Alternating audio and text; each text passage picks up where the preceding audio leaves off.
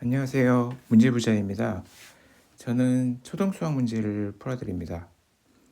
요새 초등학생들 사교육 과정을 보면 선행학습을 학원마다 그리고 아이들의 수준마다 다르겠지만 어느 정도는 선행을 나가고 있어요.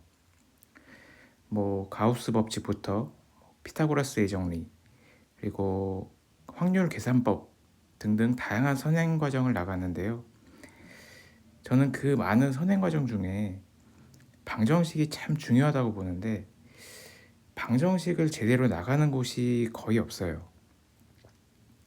방정식이 당연히 처음에는 낯설고 어려운 개념일 수 있는데 이게 나중에 중학교 과정 가서 방정식을 처음 접하면 그거는 그냥 교과 과정을 학습하는 거고 그때 가서는 이 방정식을 잘 활용하지 못할 수도 있어요. 처음에 잘 모르더라도 조금씩 가랑비에 옷 젖듯 방정식에 대한 개념을 빨리 탑재해 주는 것이 좋습니다.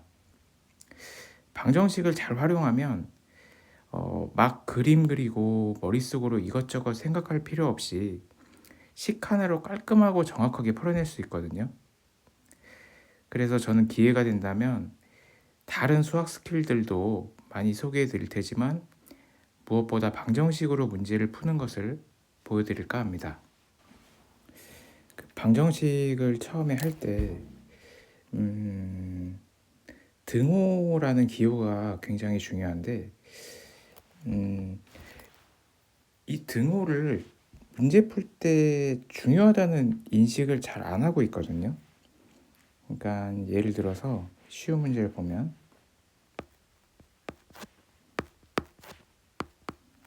5 더하기 7이다. 그러면 이 5 더하기 7을 처음 6살, 7살 초등학교 1학년 때 이걸 풀 때 5 더하기 7은 받아 올림을 해서 문제를 풀면은 이 답이 12잖아요.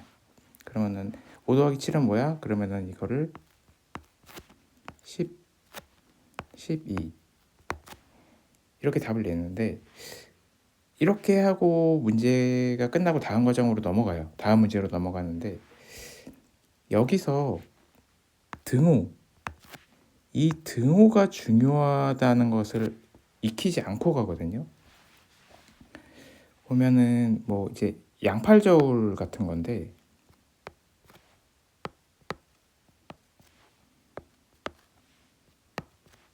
이렇게 양팔저울이 있다고 하면 양팔저울이 평형을 이루려면 이쪽에 담는 무게랑 이쪽에 담는 무게가 같아야 되잖아요.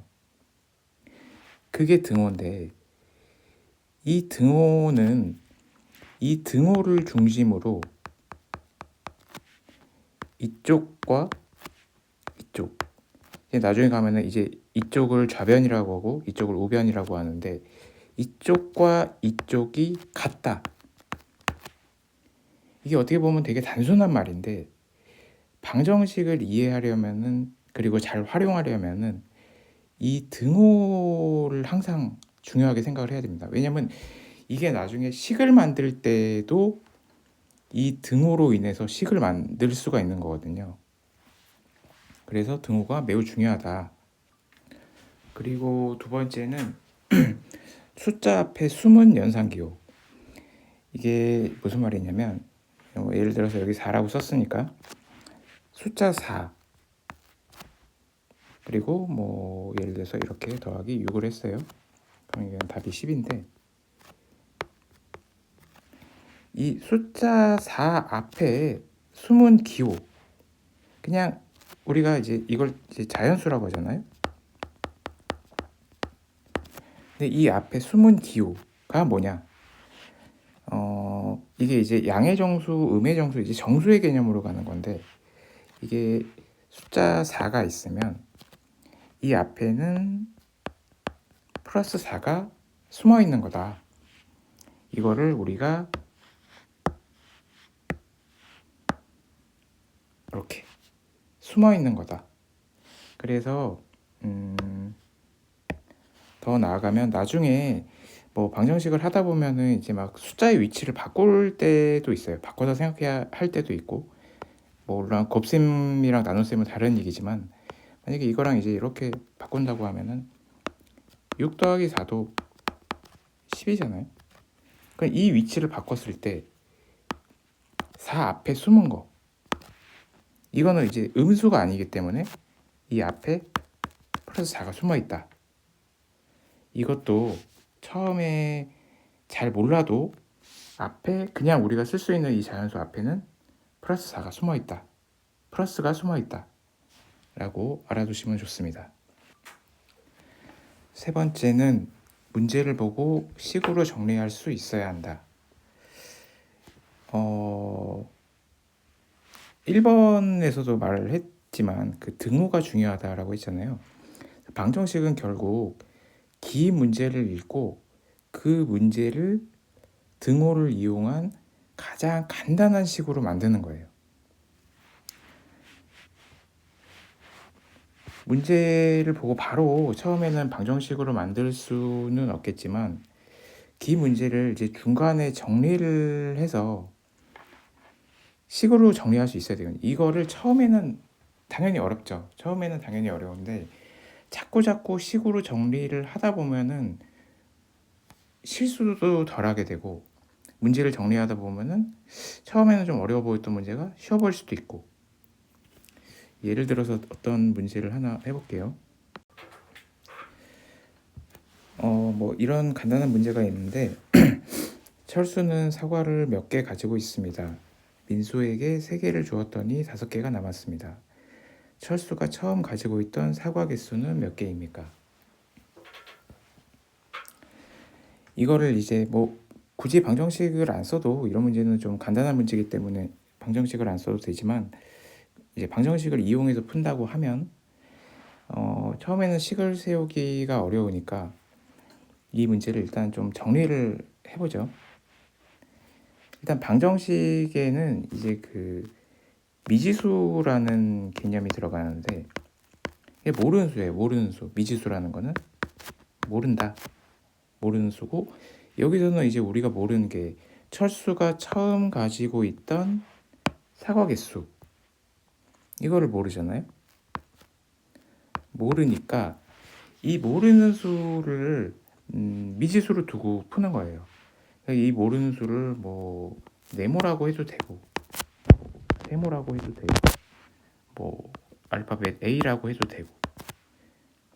근데 이제 보통 이제 더 이제 교과 과정이 나아가면 방정식은 이제 보통은 이제 x하고 y로 표시를 하기 때문에 뭐 여기서는 이제 x로 두고 하겠습니다. 일단 방정식을 세우기 전에 일단 문제를 좀 정리를 해보겠습니다. 일단 철수가 사과를 몇 개 가지고 있어요. 철수가 사과를 몇 개, 이제 x개, 뭐 x개든 a개든 미지수로 몇 개인지 모르니까 가지고 있고, 민수한테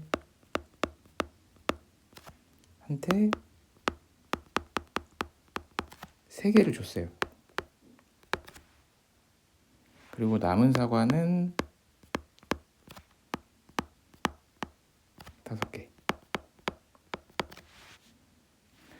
그러면은 여기서 철수가 사과를 x개 갖고 있었는데 민수한테 3개를 줬으니까 처음 갖고 있던 사과 개수 민수한테 줬으니까 3개가 빠졌죠.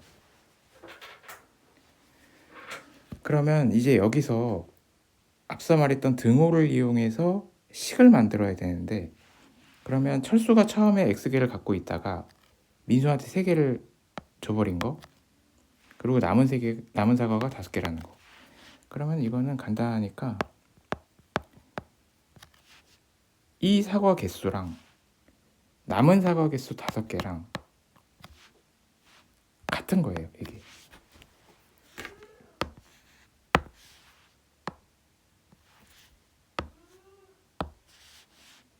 이렇게 해서 식을 세우고, 그 다음에 우리가 세운 이 방정식을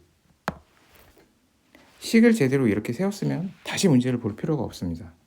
그래서 이 문제를 푸는 건데, 이제 여기서부터는 이제 제가 앞으로 계속 문제를 써 나가면서 자꾸 얘기를 해줄 건데, 일단 이 등호는 계속 얘기해도 중요하거든요. 이 등호라는 거는 이쪽 왼쪽과 이쪽 오른쪽에 어떠한 수식을 붙여서 계산을 해도 양쪽 다 똑같이 해줘야 돼요. 그러니까 예를 들어서 뭐 이거는 당연히 이쪽에 플러스 3을 해줘야 되겠지만 뭐 해봅시다. 그러면은 여기에 등호를 기준으로 왼쪽에다가 하나를 더 해줘요. 여기에다가 1을 더해줘. 등호 이쪽에다가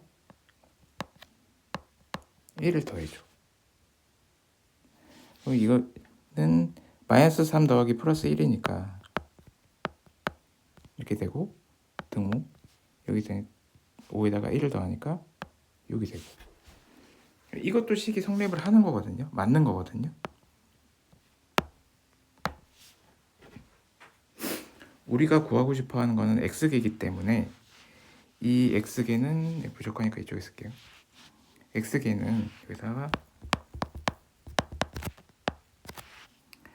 이제 등호를 중심으로 양쪽에다가 같은 수식을 더하거나 빼줘도 같다고 했으니까 이제 이쪽에다가는 플러스 2를 해주는 거예요.